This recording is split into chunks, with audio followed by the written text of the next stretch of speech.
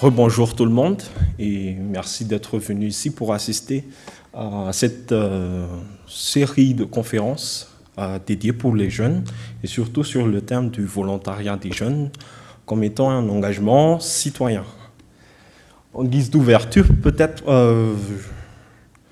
je dirais que tout le monde, au moins une fois dans sa vie, a été un volontaire, que ce soit de plein gré ou désigné. Vous vous souvenez, quand on était au banc des écoles avec nos professeurs là qui nous demandaient d'avancer au tableau, là on était des volontaires mais désignés.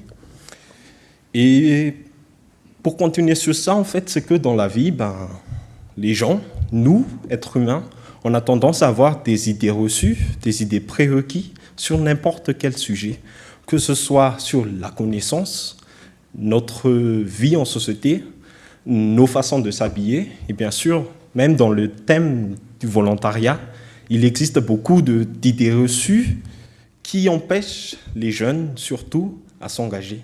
Et là, aujourd'hui, je vais vous parler c'est quoi ces idées reçues et oui, comment les dépasser pour mieux s'engager.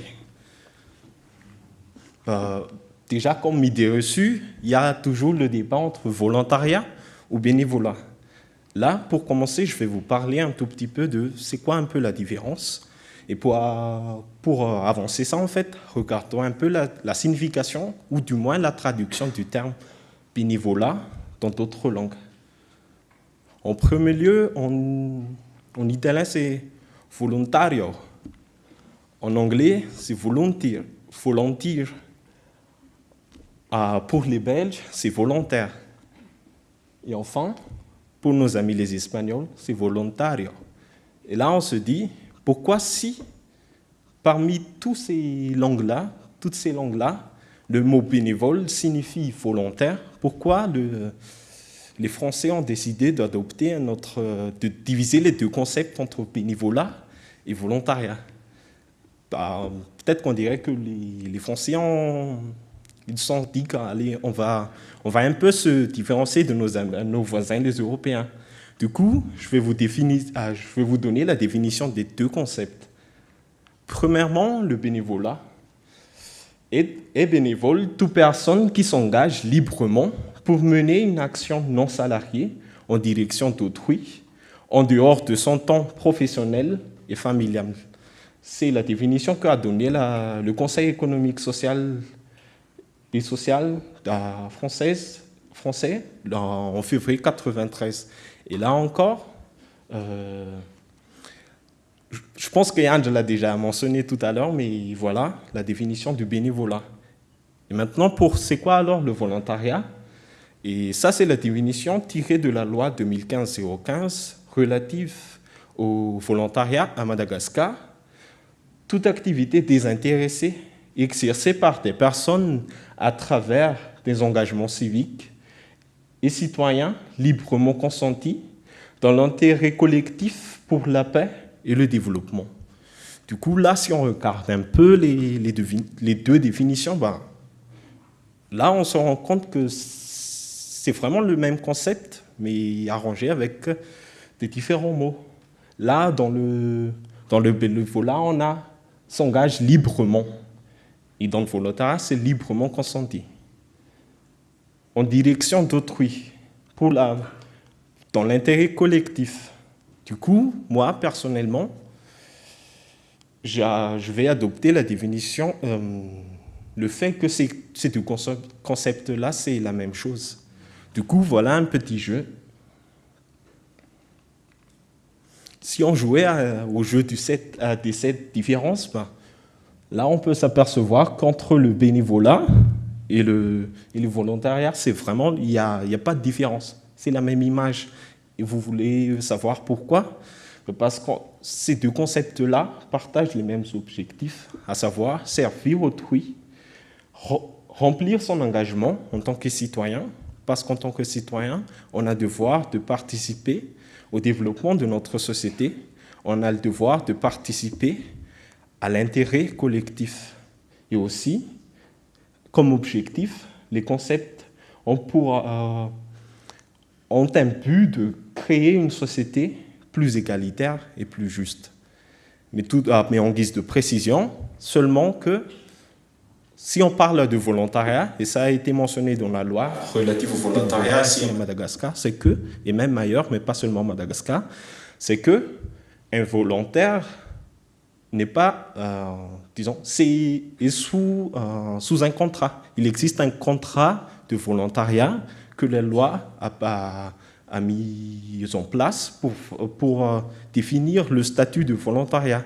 Il faut savoir aussi si on est volontaire, bah, peu importe l'institution où on s'engage, on n'est jamais un fonctionnaire, on n'est jamais un salarié, on est vraiment un volontaire.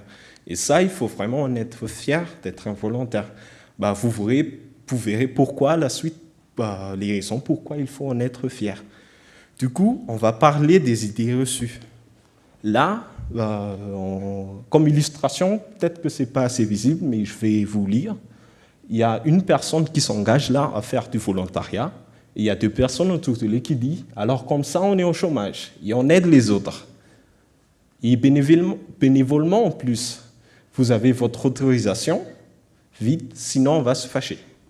Du coup, première idée reçue, le volontariat est un choix par défaut quand on ne trouve pas de travail. Peut-être que vous allez dire, oui, moi je viens tout juste de sortir de l'université, je ne sais pas quoi faire. Bah, ça dépend de votre vision, mais ma conviction me dit que c'est une fausse bonne idée reçue. Pourquoi? Bah, déjà, en définition, c'est librement consenti. C'est un choix libre et non par défaut. Vous avez le choix entre s'engager volontairement ou vraiment de devenir un salarié. Du coup, même la loi a dit a mis en place que le statut de volontaire est différent du statut de salarié. Et aussi, c'est un engagement envers la société en tant que citoyen. Et bien que plusieurs études ont été faites partout dans le monde sur le lien entre la recherche d'emploi et le volontariat, en fait, c'est que, comme résultat, on a vu qu'aucun lien de causalité existe entre le fait de s'engager comme volontaire et celui de trouver un emploi. Déjà, si notre motivation pour s'engager, c'est vraiment de trouver un emploi, ça va remettre en cause toute la définition qui a été énoncée tout à l'heure, parce que le volontariat a un caractère désintéressé et c'est l'essence même du volontariat, c'est pour autrui et pas pour soi-même. Quand même, il ne faut pas négliger qu'en étant volontaire, en étant bénévole, on acquiert plus que l'on donne. Deuxième idée reçue. Peut-être qu'en voyant l'image, vous savez déjà un peu, la deuxième idée reçue, ça parle de quoi? Idée numéro 2, s'engager dans le volontariat ou le bénévolat va me faire perdre du temps. Et là encore, peut-être que nous, du moins personnellement, j'ai eu ces critiques comme quoi, pourquoi tu fais ça? Si on l'est avec la première idée reçue, c'est que pourquoi tu fais ça? Tu perds ton temps. Au lieu de chercher de travail, tu préfères dépenser ton temps pour les autres. Au lieu d'étudier, tu préfères t'engager dans une vie associative. Et là encore, c'est une fausse idée reçue que les gens ont mise en place pour disons, parce qu'on n'a pas assez développé notre esprit critique pour voir au-delà de ce qui est, disons, le paraître. Du coup, c'est faux. Et pourquoi c'est faux? Là encore, je vais citer la définition. Est bénévole toute personne qui est librement, vous avez le mot librement, pour mener une action non salariée en direction d'autrui en dehors de son temps professionnel et familial.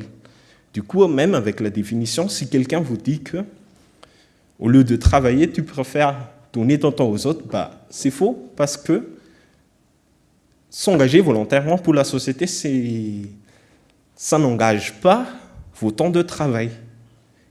Ça n'engage pas vos temps avec que vous allez passer avec vos amis, ça n'engage pas le temps que vous allez passer avec votre famille. Il suffit d'équilibrer son temps et aussi de trouver à quel moment je pourrais bien m'engager. Et là encore, les gens qui disent que c'est une perte du temps, peut-être qu'ils n'ont jamais rempli un formulaire de bénévole, un formulaire pour être volontaire, parce que si vous avez déjà fait ça, vous voyez qu'il y a des modalités d'engagement.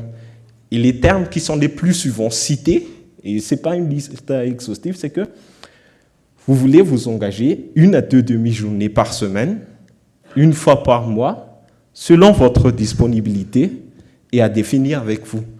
Du coup, les personnes qui disent que ça va me faire perdre du temps, j'aimerais bien savoir pourquoi, vraiment, leur raison. Pourquoi ils disent ça?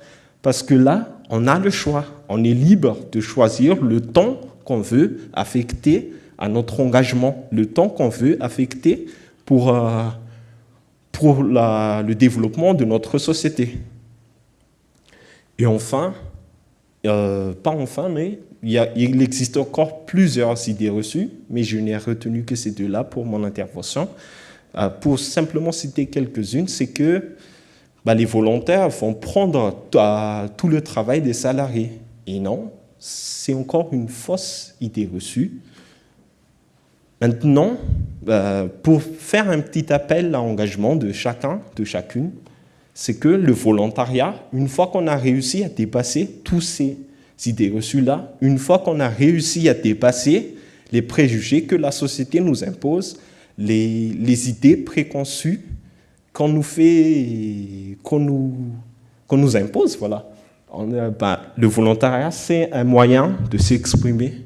Et là encore, j'ai choisi volontairement le point gauche, parce que la signification, c'est que le point gauche signifie la solidarité, l'unité, mais aussi une résistance. Pourquoi résistance? Parce que là, c'est vraiment pour dépasser ces idées reçues que la société nous impose, sans pour autant connaître le fond de notre motivation, le fond de nos valeurs.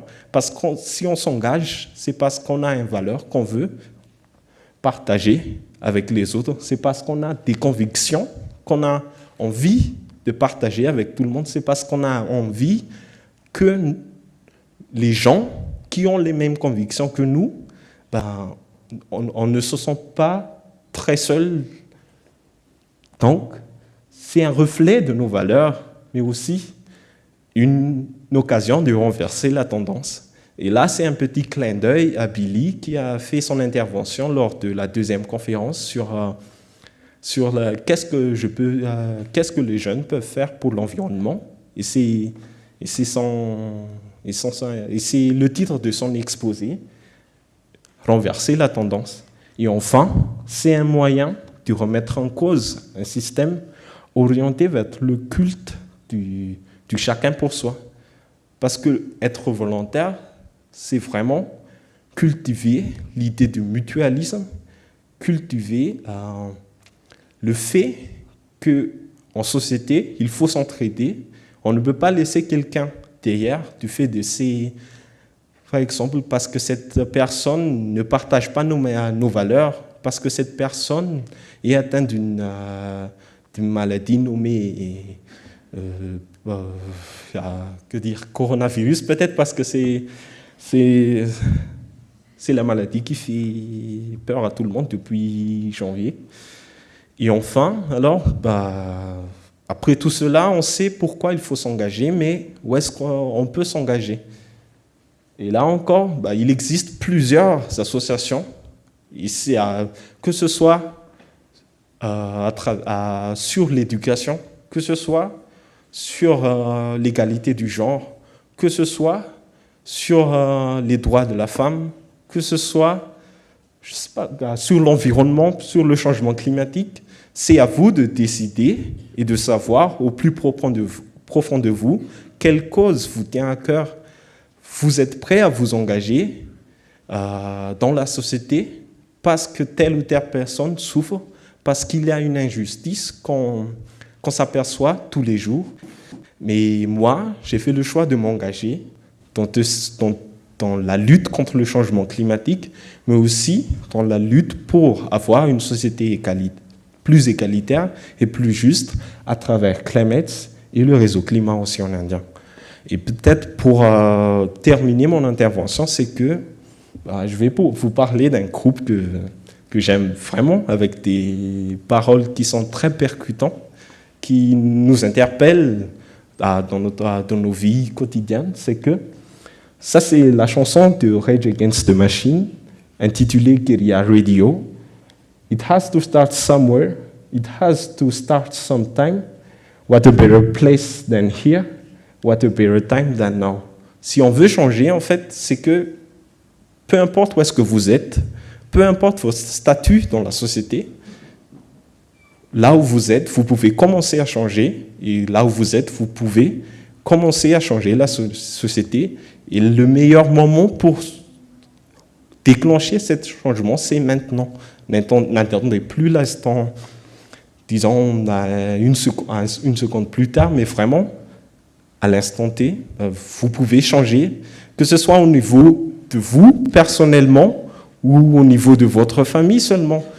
Vous pouvez vous engager dans votre famille en faisant des tâches que vous n'avez jamais faites.